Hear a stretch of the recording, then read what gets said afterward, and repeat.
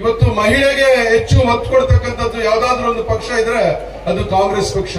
ನಮ್ಮ ಸಿದ್ದರಾಮಣ್ಣವರು, ಡಿ.ಕೆ. ಶಿವಕುಮಾರ್ ಸಾಹೇಬರು ಇವತ್ತೇನು ಕಾರ್ಯಕ್ರಮಗಳನ್ನು ತಂದಿದ್ದಾರೆ ಮಹಿಳೆಯರನ್ನ ದೃಷ್ಟಿಯಲ್ಲಿ ಇಟ್ಕೊಂಡು, ಯಾವ ಮಹಿಳೆಯರು ಯಾರ ಹತ್ರ ಕೂಡ ಹೋಗಿ ಕೈ ಚಾಚಬಾರದು, ಅವರು ಸ್ವಾವಲಂಬನೆಯ ಬದುಕನ್ನು ಬದುಕಬೇಕು. ಈ ಕಾರ್ಯಕ್ರಮದ ಹೆಸರೇ ಆಗ್ಲೇ ನಮ್ಮ ಜ್ಞಾನೇಶ್ ಹೇಳ್ತಾ ಇದ್ರು, ದೀರ್ಘ ಸುಮಂಗಲಿ ಭವ ಅಂತೇಳಿ. ದೀರ್ಘ ಸುಮಂಗಲಿ ಭವ ಅಂತ ಹೇಳಿದ್ರೆ ಹೆಣ್ಣು ಸುಮಂಗಲಿಯಾಗಿ ಇರಬೇಕು, ದೀರ್ಘಕಾಲ ಆಯುಷ್ಯ ಇರಬೇಕು, ಅವಳು ಸಂತೋಷದಿಂದ ಬದುಕಬೇಕು, ಬಾಳಬೇಕು, ಸ್ವಾವಲಂಬನೆಯ ಬದುಕನ್ನ ಬದುಕಬೇಕು, ಸಮಾಜದ ಮುಖ್ಯವಾಹಿನಿಗೆ ಮಹಿಳೆಯನ್ನ ತೆಗೆದುಕೊಂಡು ಹೋಗ್ಬೇಕು ಅಂತಕ್ಕಂಥ ಕಾರ್ಯಕ್ರಮ. ಬಹುಶಃ ಈ ಕಾರ್ಯಕ್ರಮದ ಆಲೋಚನೆ ಆದಿನಾರಾಯಣರವರಿಗೆ ಮತ್ತೆ ನಮ್ಮೆಲ್ಲ ಹಿರಿಯ ಮುಖಂಡರಿಗೆ, ವಿಶೇಷವಾಗಿ ಪಾಪ ಇವತ್ತು ನೀಲಕಂಠಣ್ಣವ್ರು ಇಲ್ಲ ನಮ್ಮ ಜೊತೆಗೆ, ಮಾಜಿ ಬ್ಲಾಕ್ ಕಾಂಗ್ರೆಸ್ನ ಅಧ್ಯಕ್ಷರು, ಈ ಕಾರ್ಯಕ್ರಮವನ್ನ ರೂಪಿಸತಕ್ಕಂಥ ಸಂದರ್ಭದಲ್ಲಿ ಅವರು ಹೆಚ್ಚು ಪಾತ್ರವನ್ನು ವಹಿಸಿ ಈ ಕಾರ್ಯಕ್ರಮವನ್ನು ಅತ್ಯಂತ ಯಶಸ್ವಿಯಾಗಿ ಇಡೀ ತಾಲೂಕಿನಾದ್ಯಂತ ಮಾಡಬೇಕು ಅಂತೇಳಿ ಇದ್ದಂತವ್ರು ಇವತ್ತು ನಮ್ಮ ಜೊತೆಗಿಲ್ಲ. ಅವರನ್ನು ಕೂಡ ಈ ಸಂದರ್ಭದಲ್ಲಿ ನೆನೆಸ್ಕೊಳ್ತಾ ಇದೊಂದು ವಿಶೇಷವಾದಂತ ಕಾರ್ಯಕ್ರಮ. ರಾಮಲಿಂಗಾರೆಡ್ಡಿ ಹೇಳ್ತಾ ಇದ್ರೆ ಅದೊಂದು ಪತ್ರಿಕೆಯಲ್ಲಿ ಮಹಿಳೆಯರಿಗೆ ಕಾರ್ಯಕ್ರಮ ಕೊಟ್ಟಿದ್ದಾರೆ, ಪುರುಷರಿಗಿಲ್ಲ ಅಂತೇಳಿ ಕ್ವಶನ್ ಮಾರ್ಕ್ ಹಾಕಿದ್ರು ಅಂತ. ದೀರ್ಘ ಸುಮಂಗಲಿ ಭಾವ ಅಂದ್ರೆ ಅದು ಪುರುಷರ ಕಾರ್ಯಕ್ರಮನ, ಹೆಣ್ಮಕ್ಳನ್ನ ಗೌರವಿಸೋದ್ರ ಜೊತೆಗೆ ಯಾರು ನಾವೆಲ್ಲ ಪುರುಷರಿದ್ದೀರಿ ಅವರು ದೀರ್ಘ ಸುಮಂಗಲಿ ಅಂದ್ರೆ ನಾವು ಬದುಕಿದ್ರೆ ನಾವು ದೀರ್ಘ ಸುಮಂಗಲಿ ಆಗೋದು. ಪುರುಷರು ಆಯುಷ್ ಇರಬೇಕು, ಅವರು ದೀರ್ಘಾಯುಷ್ಯರಾಗಿರ್ಬೇಕು ಅಂತಕ್ಕಂಥ ಒಂದು ಆಲೋಚನೆಯನ್ನು ಇಟ್ಕೊಂಡೆ ಈ ಕಾರ್ಯಕ್ರಮ ಮಾಡಿರೋದು. ಹಂಗಾಗಿ ಈ ಕಾರ್ಯಕ್ರಮ ಅತ್ಯಂತ ಉತ್ತಮವಾದಂತ ಕಾರ್ಯಕ್ರಮ. ನಾವಾದ್ರೂ ಕೂಡ ಬಂದಾಗ ಈ 4 ಪಂಚಾಯಿತಿಗಳಿಂದ ಜನ ನೋಡಿ ನಾನು ಆದಿನಾರಾಯಣರವರು ಕೇಳಿದೆ, ಬಹಳ ದೊಡ್ಡ ಸಂಖ್ಯೆಯಲ್ಲಿ ಜನ ಸೇರಿದ್ದಾರೆ, ಎಷ್ಟು ಗ್ರಾಮ ಪಂಚಾಯಿತಿಗಳಿಂದ ಬಂದಿದ್ದಾರೆ, ಏನು ಇಡೀ ತಾಯ್ಲೂರು ಹೋಬಳಿಯ ಎಲ್ಲ ಗ್ರಾಮ ಪಂಚಾಯಿತಿಗಳಿಂದ ಬಂದಿದ್ದಾರಾ ಅಥವಾ ತಾಯ್ಲೂರು ಜಿಲ್ಲಾ ಪಂಚಾಯಿತಿ ಕ್ಷೇತ್ರದ ಎಲ್ಲ ಗ್ರಾಮ ಪಂಚಾಯಿತಿಗಳಿಂದ ಬಂದಿದ್ದಾರೆ, ಇಲ್ಲ 4 ಪಂಚಾಯಿತಿ ಅಂದ್ರು. ನಿಜವಾಗ್ಲೂ ಕೂಡ ಯಾರ್ಯಾರು ಈ ಒಂದು ದೀರ್ಘ ಸುಮಂಗಲಿ ಭವ ಸಂಘಟನೆ ಮಾಡೋದಕ್ಕೆ ಒಂದು ಜವಾಬ್ದಾರಿ ಅಂತ ಇಟ್ಕೊಂಡು, ಆಸಕ್ತಿ ಅಂತ ಇಟ್ಕೊಂಡು ಇಷ್ಟು ದೊಡ್ಡ ಸಂಖ್ಯೆಯಲ್ಲಿ ಹೆಣ್ಮಕ್ಳನ್ನು ಸೇರಿಸಿದ್ರೆ ನಿಮ್ಮೆಲ್ಲರಿಗೂ ಕೂಡ ಇವತ್ತು ಕಾಂಗ್ರೆಸ್ ಪಕ್ಷದ ಪರವಾಗಿ ನಾನು ಹೃದಯಪೂರ್ವಕವಾದಂತಹ ಅಭಿನಂದನೆಗಳನ್ನು ಸಲ್ಲಿಸಲಿಕ್ಕೆ ಬಯಸ್ತೇನೆ. ವಿಶೇಷವಾಗಿ ಕಾಂಗ್ರೆಸ್ ಪಕ್ಷ ಅತ್ಯಂತ ಜವಾಬ್ದಾರಿಯಿಂದ ಮಹಿಳೆಯರಿಗೆ ವಿಶೇಷವಾಗಿ ಕಾರ್ಯಕ್ರಮಗಳನ್ನ ಇವತ್ತಿನಿಂದ ಅಲ್ಲ ಮೊದಲಿಂದ ಕೂಡ ರೂಪಿಸ್ಕೊಂಡು ಬಂದಿದೆ.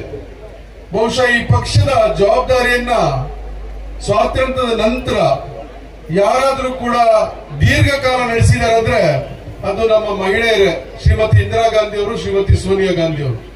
ನೀವೆಲ್ಲ ಅರ್ಥ ಮಾಡ್ಕೊಳ್ಬೇಕು, ಶ್ರೀಮತಿ ಇಂದಿರಾ ಗಾಂಧಿ ಅವರು ಕಾಂಗ್ರೆಸ್ ಪಕ್ಷದ ಅಧ್ಯಕ್ಷರಾಗಿ ಈ ದೇಶದ ದೀರ್ಘಕಾಲದ ಪ್ರಧಾನಮಂತ್ರಿಯಾಗಿ ಈ ದೇಶವನ್ನ ಮುನ್ನಡೆಸಿದಂತವರು ಶ್ರೀಮತಿ ಇಂದಿರಾ ಗಾಂಧಿ ಅವರು. ತದನಂತರ ಕಾಂಗ್ರೆಸ್ ಪಕ್ಷ ಸಂಕಷ್ಟದಲ್ಲಿದ್ದಂತ ಸಂದರ್ಭದಲ್ಲಿ ಇಡೀ ದೇಶದಲ್ಲಿ ಕಾಂಗ್ರೆಸ್ಸಿನ ಅಸ್ತಿತ್ವಕ್ಕೆ ಧಕ್ಕೆ ಬರಬಹುದು ಅಂತ ಸಂದರ್ಭದಲ್ಲಿ ನಾನಿದ್ದೇನೆ ಅಂತ ಹೇಳಿ ಜವಾಬ್ದಾರಿಯನ್ನು ಹೊತ್ತುಕೊಂಡು ಕಾಂಗ್ರೆಸ್ ಪಕ್ಷದ ಅಧ್ಯಕ್ಷರಾಗಿ ದೀರ್ಘಕಾಲ 2 ಬಾರಿ ಕೇಂದ್ರದಲ್ಲಿ ಸೋನಿಯಾ ಗಾಂಧಿ ಅವರ ನೇತೃತ್ವದಲ್ಲಿ ಕಾಂಗ್ರೆಸ್ ಪಕ್ಷವನ್ನು ಅಧಿಕಾರಕ್ಕೆ ತಂದದ್ದು ಕೂಡ ಶ್ರೀಮತಿ ಸೋನಿಯಾ ಗಾಂಧಿ ಅವರು ಕೂಡ ಒಬ್ಬ ಮಹಿಳೆನೆ. ಇವತ್ತು ಮಹಿಳೆಗೆ ಹೆಚ್ಚು ಒತ್ತು ಕೊಡ್ತಕ್ಕಂಥದ್ದು ಯಾವ್ದಾದ್ರು ಒಂದು ಪಕ್ಷ ಇದ್ರೆ ಅದು ಕಾಂಗ್ರೆಸ್ ಪಕ್ಷ. ಹಾಗೇನೆ ನಮ್ಮ ರಾಜ್ಯದಲ್ಲಿ ಎಸ್.ಎಂ. ಕೃಷ್ಣರವರು ಮುಖ್ಯಮಂತ್ರಿ ಆಗಿದ್ದಂತ ಸಂದರ್ಭದಲ್ಲಿ ಬಹುಶಃ ಇಷ್ಟು ದೊಡ್ಡ ಸಂಖ್ಯೆಯಲ್ಲಿ ನಾವು ಯಾರಾದ್ರೂ ಕೂಡ ಮಹಿಳೆಯರನ್ನ ರಾಜಕೀಯ ಸಭೆಗಳಿಗೋ ಅಥವಾ ಯಾವ್ದಾದ್ರು ಸರ್ಕಾರಿ ಸಭೆಗಳಿಗೋ ಕರೆದಿದ್ರೆ ಅವರು ಮುಖ್ಯಮಂತ್ರಿ ಆಗಿದ್ದಂತ ಪೂರ್ವದಲ್ಲಿ ಯಾರು ಕೂಡ ಬರ್ತಾ ಇರಲಿಲ್ಲ. ಎಲ್ಲಾ ಸಭೆಗಳಲ್ಲಿ ಕೂಡ ಪುರುಷರೇ ಇರ್ತಾ ಇದ್ರು. ಎಲ್ಲೋ ಬೆರಳೆಣಿಕೆಯಷ್ಟು ಜನ ಜನಪ್ರತಿನಿಧಿಗಳು ಆಗಿದ್ದಂತವ್ರು ಕೂಡ ಮಾತ್ರ ಮಹಿಳೆಯರು ಬರ್ತಾ ಇದ್ರು. ಅವರು ಅವತ್ತು ತೆಗೆದುಕೊಂಡಂತ ಕಾರ್ಯಕ್ರಮ, ಶ್ರೀ ಮೋಟಮ್ನವರು ಮಹಿಳಾ ಮತ್ತು ಮಕ್ಕಳ ಕಲ್ಯಾಣ ಸಚಿವರಾಗಿದ್ದಂತ ಸಂದರ್ಭದಲ್ಲಿ ಶ್ರೀ ಶಕ್ತಿಗಳ ಸಂಘಗಳ ರಚನೆ ಮಾಡತಕ್ಕಂಥ ಆಲೋಚನೆ ತೆಗೆದುಕೊಂಡು ಅದನ್ನು ಇಡೀ ರಾಜ್ಯವ್ಯಾಪಿ ಶ್ರೀ ಶಕ್ತಿ ಸಂಘಗಳ ರಚನೆ ಮಾಡತಕ್ಕಂಥದ್ದು, ಅವ್ರಿಗೆ ಸುತ್ತು ನಿಧಿ ಅಂತೇಳಿ ಕೇವಲ 5,000 ಕೊಟ್ಟು ಆ ಸಂಘಗಳನ್ನ ಮುನ್ನಡೆಸತಕ್ಕಂತ ಒಂದು ಹೊಸ ಆಲೋಚನೆ, ಹೊಸ ಒಂದು ಕಾರ್ಯಕ್ರಮವನ್ನು ಕೊಟ್ಟಿದ್ದು ಕೂಡ ಕಾಂಗ್ರೆಸ್ ಪಕ್ಷ ಈ ರಾಜ್ಯದಲ್ಲಿ ಮಹಿಳೆಯರಿಗೆ ವಿಶೇಷವಾಗಿ. ಇವತ್ತು ಆದ ನಂತರ ಇವತ್ತು ನಮ್ಮ ಸಿದ್ದರಾಮಣ್ಣವರು, ಡಿ.ಕೆ. ಶಿವಕುಮಾರ್ ಸಾಹೇಬರು ಇವತ್ತೇನು ಕಾರ್ಯಕ್ರಮಗಳನ್ನು ತಂದಿದ್ದಾರೆ ಮಹಿಳೆಯರನ್ನ ದೃಷ್ಟಿಯಲ್ಲಿಟ್ಕೊಂಡು, ಯಾವ ಮಹಿಳೆಯರು ಯಾರ ಹತ್ರ ಕೂಡ ಹೋಗಿ ಕೈ ಚಾಚಬಾರ್ದು, ಅವರು ಸ್ವಾವಲಂಬನೆಯ ಬದುಕನ್ನು ಬದುಕಬೇಕು, ಅವರು ಯಾರು ಮನೆ ಬಾಗಿಲಿಗೆ ಹೋಗ್ಬಾರ್ದು ಅಂತ ಹೇಳಿ ಇವತ್ತು ತಾವೆಲ್ಲ ಸಂಕಷ್ಟದಲ್ಲಿದ್ರಿ. ಏನು ಕೇಂದ್ರದಲ್ಲಿ ನಾವೆಲ್ಲ ಕೂಡ ಏನೋ ಒಂದು ಆಸೆ ಇಟ್ಕೊಂಡಿದ್ವಿ, ಏನೋ ಬಿಜೆಪಿ ಹೊಸ ಆಲೋಚನೆಗಳೊಂದಿಗೆ ಬಂದಿದೆ, ಅವರು ಏನು ಹೊಸ ಹೊಸ ಕಾರ್ಯಕ್ರಮಗಳನ್ನು ಕೊಡ್ತಾರೆ, ಏನು ಗಗನಕ್ಕೇರಿದಂತ ಅಗತ್ಯ ವಸ್ತುಗಳ ಬೆಲೆ ಕಡಿಮೆ ಮಾಡಬಹುದು, ಮತ್ತೆ ಏನು ಕಪ್ಪು ಹಣ ಇದೆ ವಿದೇಶದಲ್ಲಿದೆ ಅಂತೇಳಿ ಅಪಪ್ರಚಾರ ಮಾಡಿದ್ರು, ಅದೆಲ್ಲವನ್ನ ತಂದು ನಮ್ಮ ಅಕೌಂಟ್ಗಳಿಗೆ ಆಗ್ತೀವಿ ಅಂತ ಏನು ಚುನಾವಣೆ ಪೂರ್ವದಲ್ಲಿ ಹೇಳಿದ್ರು, ಅವೆಲ್ಲವನ್ನ ಮಾಡಬಹುದು ಅಂತ ಹೇಳಿ ನಾವೆಲ್ಲ ಕೂಡ ನಿರೀಕ್ಷೆ ಮಾಡಿದ್ವಿ.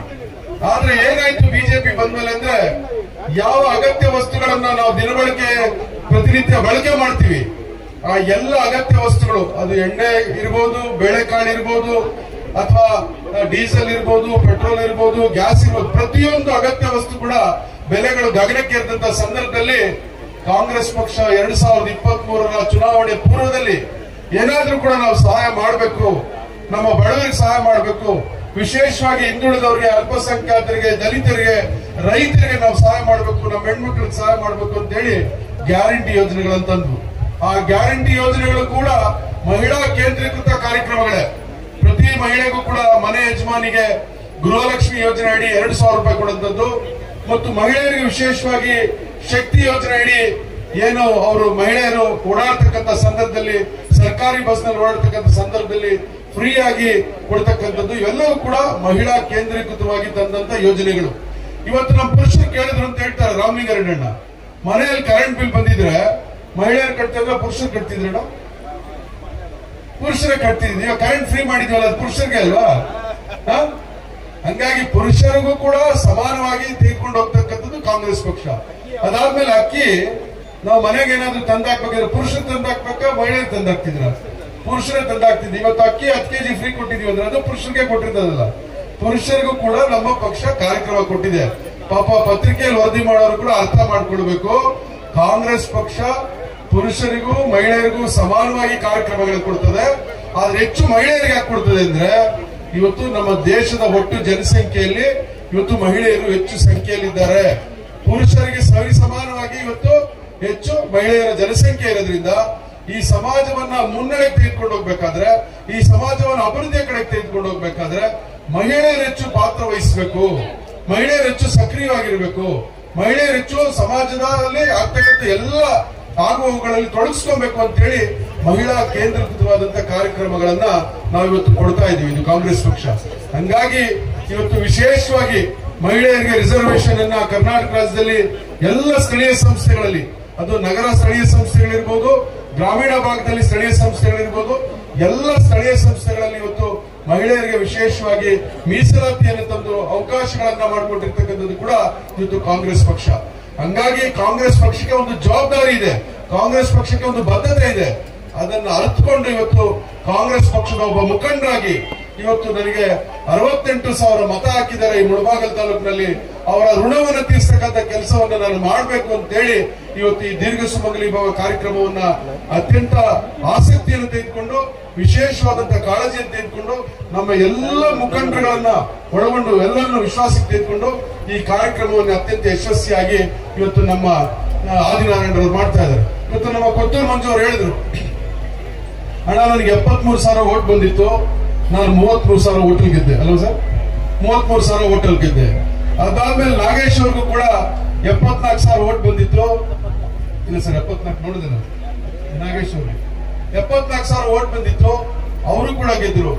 ಆದ್ರೆ ನಮ್ಮ ಆದಿನಾರಾಯಣ ಅವ್ರಿಗೆ 68,000 ಓಟ್ ಬಂದಿದೆ. ಅಂದ್ರೆ ನಮ್ಮ ಓಟ್ ಏನ್ ಕಡಿಮೆ ಆಗಿಲ್ಲ, 3,00,000 5,000 ಓಟ್ ಕಡಿಮೆ ಆಗಿದೆ ಬಿಟ್ರೆ ನಮ್ಮ ಓಟು 2018ರಲ್ಲಿ ಯಾವ ರೀತಿ ಇತ್ತು, 2013ರಲ್ಲಿ ಯಾವ ರೀತಿ ಇತ್ತು, 2023ರಲ್ಲಿ ಇದೆ.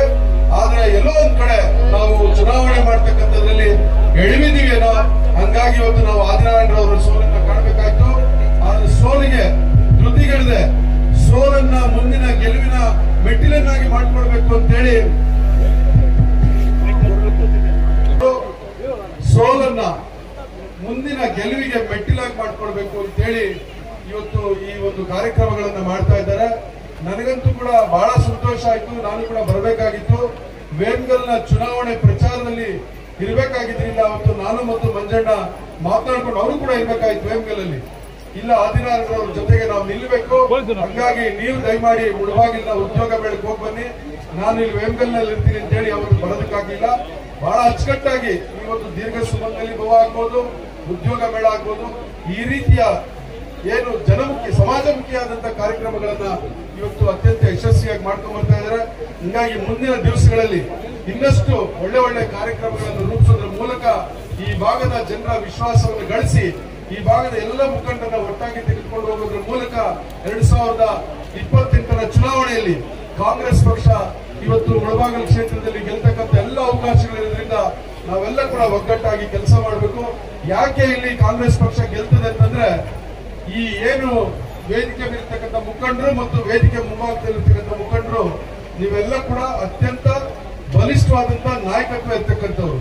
ನೀವೆಲ್ಲ ಕೂಡ ಇವತ್ತು 2008ರಲ್ಲಿ ಕಾಂಗ್ರೆಸ್ ಅನ್ನು ಗೆಲ್ಸಿದ್ರಿ, 2013ರಲ್ಲಿ ಮಂಜುನಾಥ್ ಅವರನ್ನು ಗೆಲ್ಸಿದ್ರಿ. ಮಂಜುನಾಥ್ ಅವರು ಅವತ್ತು ಪಕ್ಷೇತರರಾಗಿ ನಿಂತಿದ್ರು ಕೂಡ ಅದು ಕಾಂಗ್ರೆಸ್ನ ಗೆಲುವೆ. ಇಡೀ ಕಾಂಗ್ರೆಸ್ ಅವ್ರ ಜೊತೆಗೆ ನಿಂತು ಚುನಾವಣೆ ನಡೆಸಿದ್ರು.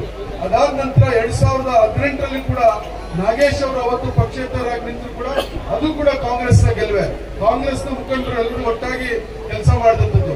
ಮತ್ತು ವಿಶೇಷವಾಗಿ ಮಂಜುನಾಥ್ ಅವರು ಮುಳಬಾಗಿಲು ತಾಲೂಕಿನ ಜವಾಬ್ದಾರಿಯನ್ನು ತೆಗೆದುಕೊಂಡ್ಮೇಲೆ, ಈ ತಾಲೂಕಿನ ಒಂದು ಪಕ್ಷದ ಸಂಘಟನೆಯ ಜವಾಬ್ದಾರಿಯನ್ನು ತೆಗೆದುಕೊಂಡ್ಮೇಲೆ ಎಲ್ಲ ಸ್ಥಳೀಯ ಸಂಸ್ಥೆಗಳಲ್ಲಿ ಕೂಡ ನೀವೆಲ್ಲ ಗೆಲ್ತಿದ್ರಿ.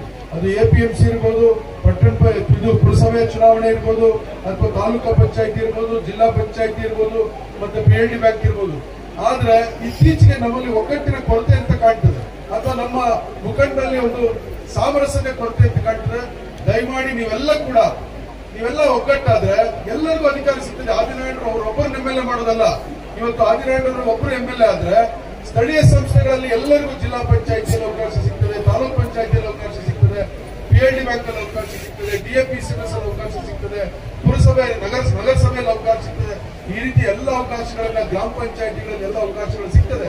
ಹಂಗಾಗಿ ನೀವೆಲ್ಲ ಕೂಡ ಒಗ್ಗಟ್ಟಾಗಿ ಏನು ಮಂಜುನಾಥ್ ಅವರ ಮಾರ್ಗದರ್ಶನದಲ್ಲಿ ಆದಿನಾರಾಯಣರವರ ನಾಯಕತ್ವದಲ್ಲಿ ಎಲ್ಲ ಮುಖಂಡರು ಒಗ್ಗಟ್ಟಾಗಿ ಕೆಲಸ ಮಾಡಿದ್ರೆ ಮುಳಬಾಗಲ್ಲಿ ಕಾಂಗ್ರೆಸ್ ಗೆಲ್ಲದು 100% ಸತ್ಯ. ಪೂರ್ವದಲ್ಲಿ ಸೂರ್ಯ ಹುಟ್ಟದಷ್ಟು ಸತ್ಯನೋ ಮುಳಬಾಗಲಲ್ಲಿ ಕಾಂಗ್ರೆಸ್ ಪಕ್ಷ ಗೆಲ್ಲದು ಕೂಡ ಅಷ್ಟೇ ಸತ್ಯ. ಹಂಗಾಗಿ ನಾನು ಮತ್ತೊಮ್ಮೆ ತಮ್ಮೆಲ್ಲರಲ್ಲೂ ಕೂಡ ಕೇಳ್ಕೊಳ್ಳೋದಿಷ್ಟೇ, ನೀವೆಲ್ಲ ಕೂಡ ನಮ್ಮ ನಾಯಕರಾದಂತ ಮಂಜುನಾಥ್ ಮತ್ತು ಆದಿನಾರಾಯಣರ ಜೊತೆಗೆ ನಿಲ್ಬೇಕು.